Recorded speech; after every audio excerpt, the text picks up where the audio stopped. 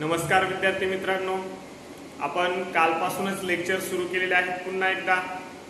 आणि या आजच्या लेक्चरमध्ये आपण रेशो अँड प्रोपोर्शन मधील आपण काही एक्झाम्पल्स पाहणार आहोत. कालच्या लेक्चर्समध्ये आपण इक्वल रेशोच्या आपण काही प्रॉपर्टीज पाहिल्या होत्या. त्यामध्ये अल्टरनेटिव्ह असेल, इन्व्हर्टेंड असेल, कंपोनेंट असेल, डिव्हिडेंड असेल आणि कंपोनेंट डिव्हिडेंड असेल. यावरती आधारित आपल्याला काही एक्झाम्पल्स आहेत ते आपण आज अभ्यासणार आहोत. फर्स्ट एक्झाम्पल आपण या ठिकाणी पाहू. a/b = 5/3 हा रेशो दिलेला आहे. Then find the ratio. या ठिकाणचा रेशो आपल्याला फाइंड आउट करायचा आहे. a + 7b/7b हा रेशो आपल्याला फाइंड आउट करायचा आहे. या ठिकाणी पहा, या ठिकाणी आपण a/b आहे, या ठिकाणी a + 7b/7b आहे. म्हणजे या ठिकाणी आपल्याला a/b, या ठिकाणी b आपल्याला काय पाहिजे, 7 पाहिजे. पण या ठिकाणी आपण पहा a/b = 5/3 आपल्याला गिवन दिलेला आहे. ओके, या ठिकाणी आपण b 7 करायचे असतील तर 1/7 आपल्याला काय करावं लागेल, मल्टिप्लाय करावं लागेल. म्हणजे 1/7 ने जर आपण या रेशोला मल्टिप्लाय केलं तर या ठिकाणी आपल्याला या बाजूच्या रेशोने सुद्धा आपल्याला काय करावं लागेल, 1/7 ने मल्टिप्लाय करावं लागेल. पहा, या ठिकाणी आपण काय म्हणू, मल्टिप्लाय 1/7 बाय बोथ साइड. दोन्ही बाजूला आपण 1/7 ने मल्टिप्लाय केला आहे. या ठिकाणी 1/7 ने मल्टिप्लाय केले तर काय मिळेल पहा, 1 * a 7 * b 7b = 5 * 1 5 3 7 21. या ठिकाणी a/7b = 5/21 मिळालेला आहे. या ठिकाणी आपण या ठिकाणी a + 7b म्हणजे आपल्याला या ठिकाणचा बेस जो आहे, डिनोमिनेटर जो आहे तो काय केलेला आहे, या ठिकाणी न्यूमरेटर मध्ये ऍड केलेला आहे. म्हणजे आपल्याला या ठिकाणी कंपोनेंट ही प्रॉपर्टी यूज करावी लागेल. बाय युजिंग कंपोनेंटो जर आपण केला तर या ठिकाणी काय मिळेल, a + 7b/7b. ओके, म्हणजे आपल्याला दिलेला रेशो जो फाइंड आउट करायचा तो मिळतो a + 7b/7b या ठिकाणचा रेशो मध्ये सुद्धा 5 + 21/21. या ठिकाणी आपण काय यूज केले पहा, बाय युजिंग कंपोनेंटो. या ठिकाणी आपण काय यूज केलाय, कंपोनेंटो ही प्रॉपर्टी यूज केलेली आहे. या ठिकाणी काय म्हणते, a + 7b/7b आपल्याला याची सम करायची आहे. या ठिकाणी सम होईल 26/21. 26/21 अशा प्रकारे आपल्याला हा रेशो काय करता येईल, या ठिकाणी फाइंड आउट करता येईल. आपल्याला जो रेशो फाइंड आउट करायचा सांगितलाय तो आपण अशा पद्धतीने फाइंड आउट केलाय. पहा, या ठिकाणी आपल्याला a/b = 5/3 दिलेला आहे. यावरून आपल्याला काय करायचं, हा रेशो फाइंड आउट करायचा आहे. अशा पद्धतीने आपण हा रेशो फाइंड आउट केलेला आहे. पहा, आता सेकंड एक्झाम्पल पाहू. सेकंड एक्झाम्पल मध्ये काय दिले, गिवन पहा, a/b = 7/4. a/b = 7/4 हा रेशो दिलेला आहे. या ठिकाणी फाइंड आउट करायचा आहे 5a - b/b. ओके, हा रेशो आपल्याला या ठिकाणी फाइंड आउट करायचा. म्हणजे या ठिकाणी 5a/b म्हणजे या ठिकाणी 5a पाहिजे, पण a आपल्याला जे आहे ते 5 पाहिजे. म्हणून या ठिकाणी आपल्याला या रेशोला 5 ने आपण काय करू, मल्टिप्लाय करू. ओके, या ठिकाणी 5 ने मल्टिप्लाय केलं काय मिळेल, 5 * a/b = 7/4 * 5. या ठिकाणी काय केले पहा, multiply 5 by both side. Okay, पहा, या ठिकाणी मल्टिप्लाय करून काय मिळते आपल्याला, 5 * a 5a/b या ठिकाणी 7 5 35/4 अशा पद्धतीने मिळेल. या ठिकाणी आपल्याला काय पाहिजे, 5a - b म्हणजे या ठिकाणचा आपला डिनोमिनेटर हा काय करायचा आहे, आपल्याला न्यूमरेटर मधून मायनस करायचा आहे. म्हणजे या ठिकाणची प्रॉपर्टी कोणती येईल, डिव्हिडेंडो. ओके, काय यूज करायचं आपल्याला, डिव्हिडेंडो. मग डिव्हिडेंडो या ठिकाणी यूज केला तर काय होते पहा, 5a - b/b. ओके, मग या ठिकाणी आपण 1 मायनस करायचं दोन्ही बाजूला, असं काही करायचं नाही कारण आपल्याला प्रॉपर्टी माहित आहे.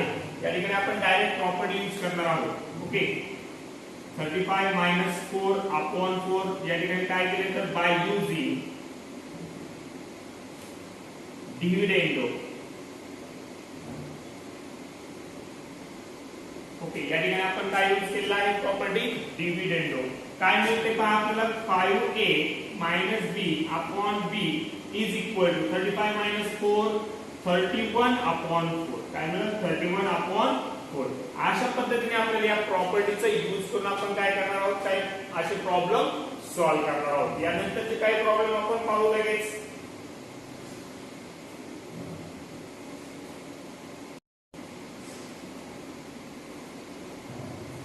या ठिकाणी नेक्स्ट थर्ड प्रॉब्लेम आपण पाहत आहोत. If a upon b is equal to 5 upon 3, then find the value of या रेशोची आपल्याला काय करायचे, व्हॅल्यू या ठिकाणी फाइंड आउट करायची. 5a square minus 3b square upon 5a square plus 3b square. Okay, या रेशोची आपल्याला व्हॅल्यू फाइंड आउट करायची आहे. या ठिकाणी दिले काय पहा, a upon b is equal to 5 upon 3. हे आपल्याला गिवन दिलेलं आहे. ओके, पहा यापासून आपल्याला काय बनवायचं, हे बनवायचं. या ठिकाणी काय आहे, squaring a square b square या ठिकाणी आहे. ओके, या ठिकाणी मायनस आहे, या ठिकाणी प्लस आहे. ओके, या ठिकाणी पहा a अपॉन b आहे, a अपॉन b या ठिकाणी a minus b a plus b. या ठिकाणी आपल्याला कंपोनेंट डिव्हिडेंड सारखी प्रॉपर्टी यूज केलेली दिसते. ओके, तर ही प्रॉपर्टी यूज करायच्या आधी आपण काय करणार आहोत, या ठिकाणी स्क्वेअरिंग करणार आहोत. कारण या ठिकाणी आपल्याला जो रेशो दिला या ठिकाणी स्क्वेअर नाही, या ठिकाणी जो रेशो फाइंड आउट करायचा आहे, ज्या रेशोची व्हॅल्यू आपल्याला फाइंड आउट करायची आहे त्या ठिकाणी स्क्वेअर दिलेला आहे. ओके, या ठिकाणी आपण काय करणार, या सर्व रेशोची आपण काय करणार, स्क्वेअरिंग करणार. पहा a upon b bracket square is equal to 5 upon 3 bracket square. या ठिकाणी काय केले पहा आपण, स्क्वेअरिंग बोथ साइड. ओके, या ठिकाणी दोन्ही बाजूची आपण काय केली, स्क्वेअरिंग केली. स्क्वेअरिंग करून काय मिळते पहा, a स्क्वेअर अपॉन या ठिकाणी काय मिळेल, b square is equal 5 square 25 3 square 9. Okay, अशा पद्धतीने आपल्याला स्क्वेअरिंग करून मिळालेले आहे. या ठिकाणी आपण कंपोनेंट डिव्हिडेंड प्रॉपर्टी यूज करू. या ठिकाणी प्लस मायनस आपल्याला दिलेला आहे, अंशामध्ये आपल्याला छेद मिळवलेला दिसतोय. ओके, पण त्याआधी आपल्याला पाहायचं, या ठिकाणी a स्क्वेअरला 5 ने इंटू केले आणि b स्क्वेअरला काय केलेलं आहे, 3 ने इंटू केलेलं आहे. म्हणजे आपल्याला या ठिकाणी या रेशोला a स्क्वेअरला 5 आणि b स्क्वेअरला 3 ने काय करायचं, या ठिकाणी मल्टिप्लाय करायचं. म्हणजे या ठिकाणी काय करावं लागेल आपल्याला, तर 5 अपॉन 3 ने आपल्याला काय करावं लागेल, या रेशोला मल्टिप्लाय करावं. ओके, 5 अपॉन 3 ने आपण काय करणार आहोत, या रेशोला मल्टिप्लाय करणार आहोत. या ठिकाणी लिहू आपण multiply 5 upon 3 both side. Okay, दोन्ही बाजूला आपण काय करणार, 5 upon 3 ने काय करणार, मल्टिप्लाय करणार. मल्टिप्लाय करून आपल्याला काय रेशो मिळते पहा, 5 into a square 5a square. Okay, 3 into b square 3b square is equal to, या ठिकाणी मल्टिप्लिकेशन करू आपण, 25 5 जा 125. ओके, 9 3 जा 27. ओके, अशा पद्धतीने आपल्याला मल्टिप्लाय करून न्यू रेशो आपल्याला काय झालेला आहे, त्या ठिकाणी मिळालेला आहे. आता यामध्ये आपण काय करू, कंपोनेंट ऑफ डिव्हिडेंड. पहा या ठिकाणी जर आपण स्क्वेअरिंग करायच्या आधी जर 5 ने मल्टिप्लाय केलं असतं 5 अपॉन 3 ने, तर अशा पद्धतीने झाला असतं. पहा 5a अपॉन 3b आणि नंतर याची स्क्वेअरिंग केली असते, या ठिकाणी 25a स्क्वेअर मिळाला असतं. म्हणजे या ठिकाणी आपल्याला या प्रकारची व्हॅल्यूज आपल्याला फाइंड आउट करायची ती मिळाली नसते. म्हणून आपण आधी स्क्वेअरिंग केली आणि नंतर त्याला काय केलेलं आहे, मल्टिप्लाय केलेलं आहे. ओके, हे रेशो मिळाले. यामध्ये कंपोनेंट डिव्हिडेंड करू. पहा 5a स्क्वेअर, या ठिकाणी आपण 3b प्लस करणार आहोत, plus 3b square upon 5a square minus 3b square. म्हणजे या ठिकाणी आपण काय केले, यामध्ये अंशामध्ये आपण काय केलं, छेद मिळवलाय आणि अंशामधून छेद काय केलाय, मायनस केलाय. ओके, या ठिकाणी प्रॉपर्टी यूज केलेली आहे ती म्हणजे कंपोनेंट डिव्हिडेंड. या ठिकाणी सेकंड रेशो मध्ये आपल्याला काय करायचं, तेच आपल्याला यूज करायचं, 125 प्लस 27 अपॉन 125 मायनस 27. ओके, या ठिकाणी आपण लिहू बाय युजिंग कंपोनेंट ऑफ डिव्हिडेंड.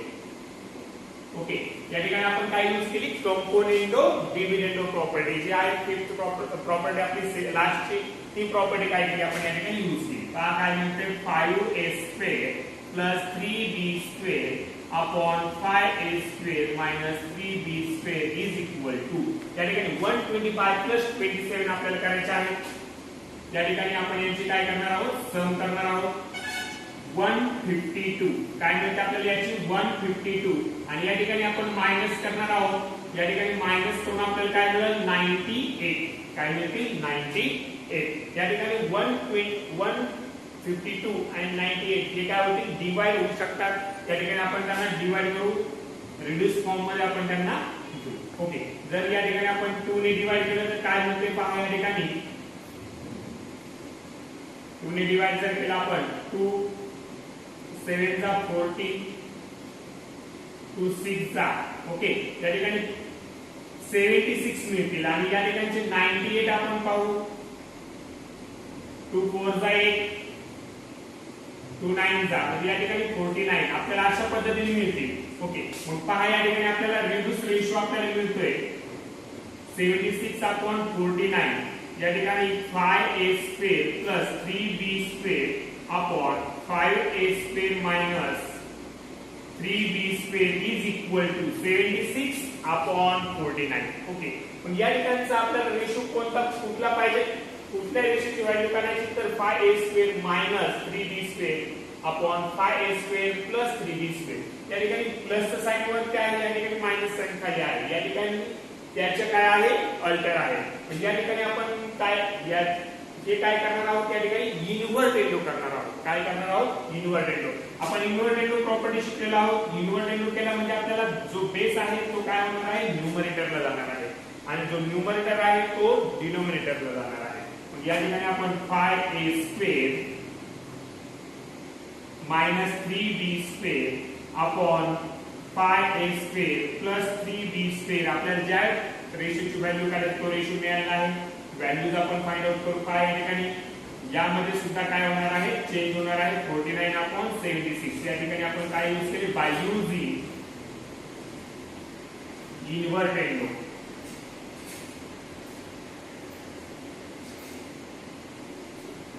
या ठिकाणी आपण कुठली प्रॉपर्टी यूज केली इन्व्हर्टेंडो. इन्व्हर्टेंडो करून आपल्याला काय मिळालं आहे या रेशोची व्हॅल्यू मिळालेली आहे. या रेशोची व्हॅल्यू आहे 49 अपॉन 76.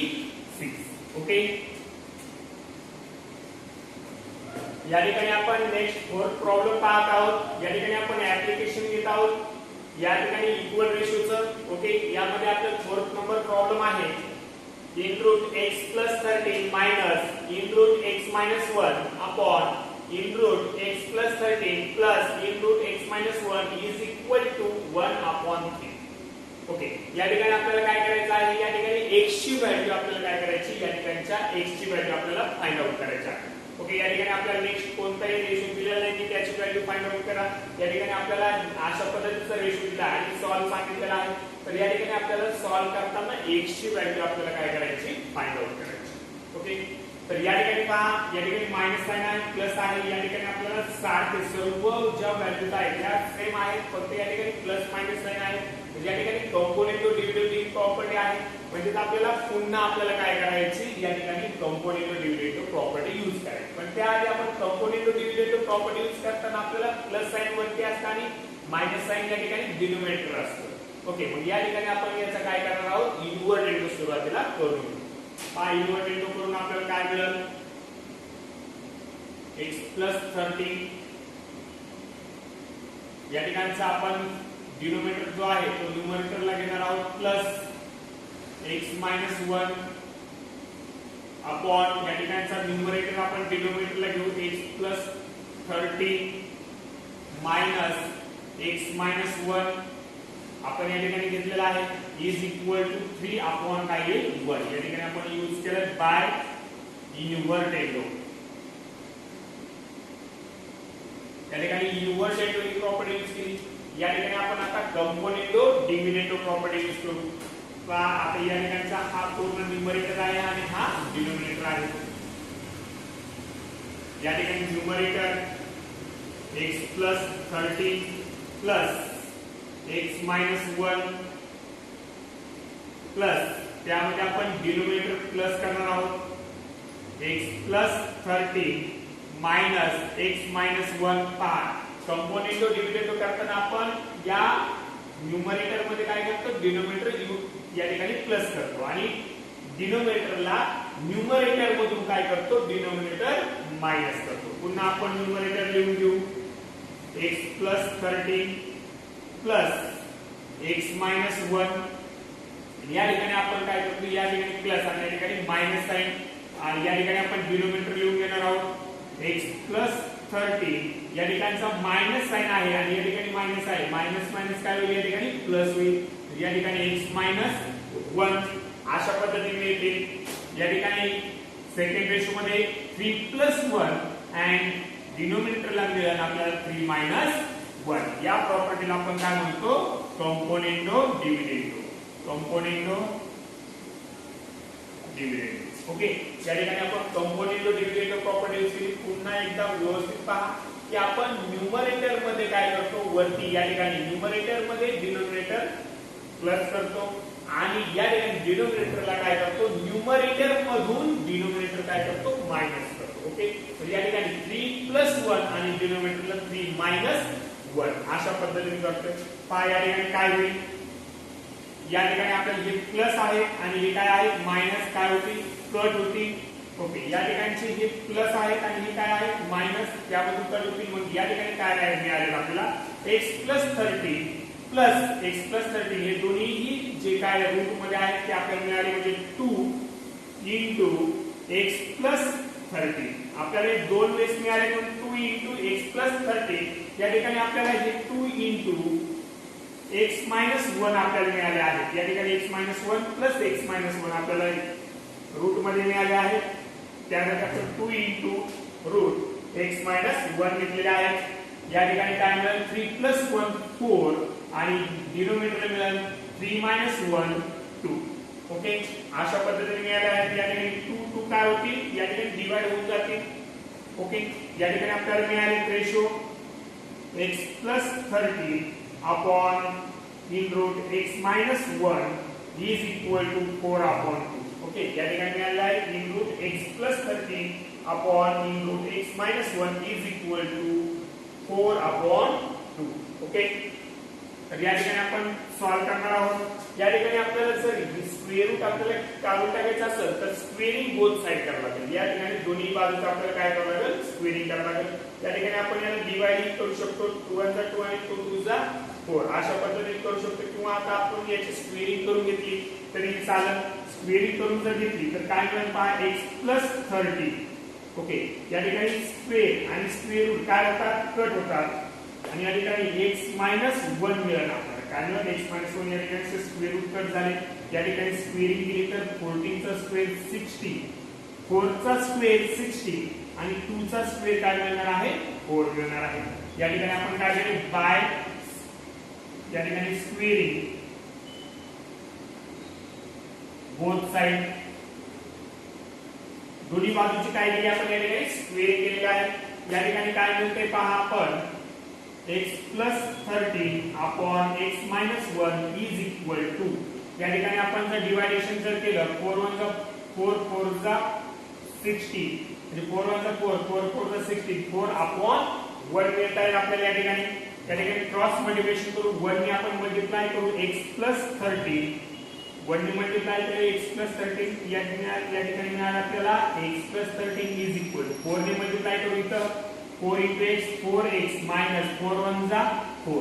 ओके पहा नेक्स्ट स्टेप काय होईल आपल्याला या ठिकाणी x आहे या ठिकाणी 4x आहे या ठिकाणी 13 या ठिकाणी -4 आहेत. आपण या बाजूला जर घेतले तर काय होतील +4 होतील इज इक्वल टू हे 4x आहे त्या ठिकाणी x आपण या ठिकाणी काय करू -x म्हणजे या ठिकाणी आपण लाईक टर्म एका बाजूला घेतलेला आहे.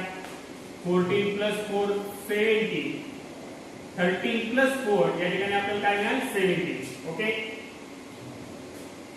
13 + 4 17 इज इक्वल टू 4x म्हणून आपण 3x काय करणार आहोत मायनस या ठिकाणी काय होईल 3x म्हणजे या ठिकाणी x ची व्हॅल्यू मिळेल 17/3 काय मिळते 17/3. ओके अशा पद्धतीने आपल्याला काय करायचे आहे हे प्रॉब्लेम सॉल्व्ह करायचे आहेत. समजलं नसेल तर पुन्हा एकदा पहा ओके. आणि यानंतर आपण काय करणार आहोत, जो प्रॅक्टिस सेट आहे तो आपण घेणार आहोत. ओके.